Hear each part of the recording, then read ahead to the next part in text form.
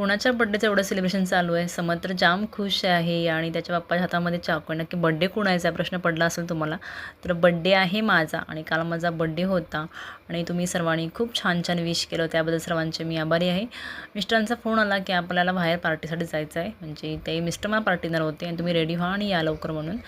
आम्ही रिक्षा केली आणि तिथून गेलो आणि ते बस स्टॉपवरती आम्ही थांबले होते आमची वेट करत. त्यानंतर पप्पांना पाहून दोन्ही मुलं पण जाम खुश झाली. स्वामी आमच्या लाईफमध्ये आला तेव्हापासून आम्ही हॉटेलमध्ये जायचं बंद केलं, कारण की लहान बाळ आहे आणि त्याला घेऊन कसं जायचं, तो जेवायला पण देणार नाही ह्या भीतीने आम्ही हॉटेलमध्ये गेलंच नव्हतं. 1 वर्षभर झालं, 2 वर्ष झाली हॉटेलमध्ये गेले नव्हते.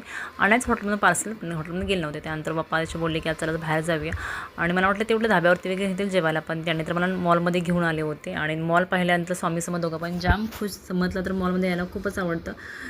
मिस्टरांनी हे अगोदरच बुकिंग केलं होतं, मला माहीत नव्हतं काही त्याबद्दल. त्यानंतर ते छान असं सेलिब्रेशन झालं बड्डेचं आणि मस्त वाटत होतं. बड्डे हॉटेलमध्ये फर्स्ट टाईम हॉटेलमध्ये बड्डे सेलिब्रेशन केला, कारण जेव्हा मी करत होती घरी करत होती, पण ह्यावेळेस फर्स्ट थोडं युनिक होतं आणि मिस्टरांची इच्छा होती की आपण बाहेर जाऊया आणि ते बाहेर घेऊन आले आणि त्यांच्यामुळे छान असं हॉटेल होतं आणि छान असं माझं बड्डे सेलिब्रेशन झालं आणि मग ते आवडलं आल्यानंतर. आणि तिकडचा स्टाफ पण खूप छान होता, त्यांनी छान असं म्युझिक लावलं होतं आणि सगळे क्लॅप करत होते, ते खूप भारी वाटत होतं. मुलांना असं झालं होतं की मम्मा कधी केक कट करते आणि कधी खातं असं. स्वामी दिवसभर लागला होता की mumma happy birthday mumma, cake cake. स्वामीला सगळं समजतं आता आणि सारखा दिवस मम्मा केक दे म्हणत होता आणि आईस्क्रीमसाठी रडत होता आज तो. आणि छान केक वगैरे कट झालं, सगळ्यांना केक भरवलं, मला तर सगळ्यांनी लास्टच केक भरवला आणि खूप छान वाटलं तेव्हा. आणि आयुष्यामध्ये ना असे नवीन चेंजेस पण खूप भारी असतात आणि असे नवीन चेंजेस ना व्हायला हवेत. आपण तेच दरवेळेस काय करतो, घरी केक आणतो, कटिंग करतो किंवा केव्हा केव्हा बाहेर जायला हवं, बाहेरचं खायला हवं. खूप छान वाटतं. तो आपला बड्डे असतो आणि तो दिवस ना आपण स्पेशल बनवायला हवा. खरंच माझ्यासाठी हाचा दिवस स्पेशल झाला का. आणि हे सगळं माझ्या मिस्टरांनी केलं, त्यासाठी त्यांचे पण खूप खूप खूप आभार आहे. मी त्यांना पहिलाच थँक्यू बोललेले आहे, पण ते म्हणणार ना तू सगळ्यांना थँक्यू बोललीस, मला थँक्यू बोललेस व्हिडिओमध्ये, म्हणून त्यांच्यासाठी थँक्यू बोलते. त्याने आम्हाला ना पाणीपुरी दिली स्टार्टिंगला आणून आणि ती पाणीपुरी ना ह्याची होती, नाचणीची होती आणि खरंच खूप छान टेस्ट लागत होती त्याची. त्यांचे स्टार्टर वगैरे सगळे आणून दिले. मुलाने तर खूप जाम एन्जॉय केलं. समजला तर हवं होतं पनीर आणि पनीर समजला खूप आवडतं. स्वामीने तर स्वीटकॉर्न खाल्लं आणि समजचं फ्रेंच फ्राईज चालू होतं खायचं.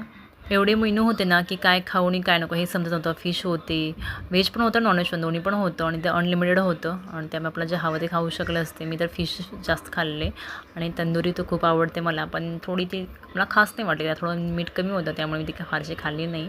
मिस्टरांनी तर माझ्या पोटभर खाल्लं, कारण की त्यांना आवडतं बाहेरचं खायला स्पेशली हॉटेलमध्ये. मला तेवढं बघूनच माझं पोट पूर्ण भरलं होतं. मी खुश होते ना, त्या खुशीमुळेच माझं पोट भरलं होतं, जास्त काही मी खाल्लंच नाही. स्वामीना गेल्यानंतर 15 ते 20 मिनटं शांत बसलं असेल थोडं त्याला खाईपर्यंत. नंतर त्याची मस्ती चालू झाली. तो लागला होता की मला आईस्क्रीम. त्याला आईस्क्रीम आणून दिली आणि त्याला स्वतः खायचं होतं. आम्ही म्हणतो तू घाण करणार, नको खाऊ, नको सांडवणार वगैरे, मग ऐकलं नाही, अजिबात ऐकत नाही. म्हटलं की मी मम्मीच खाणार. शेवटी त्यानेच खाल्लं, स्वतःच खाल्लं. आम्हाला सगळं खायला वगैरे सगळं